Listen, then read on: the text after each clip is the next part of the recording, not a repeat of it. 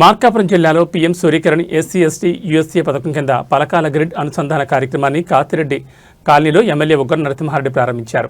ఈ సందర్భంగా ఆయన మాట్లాడుతూ పథకం ద్వారా పేద మరియు వెనుకబడిన వర్గాలకు స్థిరమైన విద్యుత్ సదుపాయం అందించడమే ప్రభుత్వ లక్ష్యమని తెలిపారు. గ్రిడ్ అనుసంధానం ద్వారా ప్రాంతంలో విద్యుత్ సరఫరా మరింత మెరుగుపడుతుందని ఆశాభావం వ్యక్తం చేశారు. ఈ కార్యక్రమంలో పలువురు విద్యుత్ శాఖ అధికారులు, స్థానిక ప్రజాప్రతినిధులు, కాలనీ వాసులు పాల్గొన్నారు. అధికారులు పథకం అమలు విధానం, లబ్ధిదారులకు అందే ప్రయోజనాలపై వివరించారు. విద్యుత్ ఉత్పాదన ఎవరింట్లో వాళ్ళే ఒక ఫ్యాక్టరీ కర్మాగారం లాగా ఇది ఏర్పరచుకున్న పరిస్థితి. ఎందుకంటే ఎంత హీనపక్షం వేసుకున్నా నెలకు 2,000 రూపాయలు ఆ కుటుంబానికి ఆదాయం వచ్చే సౌలభ్యాన్ని రెండు ప్రభుత్వాలు, అటు కేంద్రం ఇటు రాష్ట్ర ప్రభుత్వం, అటు మోడీ గారు, ఇటు నారా చంద్రబాబు నాయుడు గారు మా ముఖ్యమంత్రి గారు ముందు ఎస్సీ ఎస్టీ ప్రాంతాల్లో దీన్ని 100% సాచురేషన్ మోడ్లో చేయాలని వారు కంకణం కట్టుకున్నారు. అందులో భాగంగా కనిగిరి నియోజకవర్గం 4,000 చిల్లరపై శాంక్షన్ అయింది ఫస్ట్ ఫేజ్లో.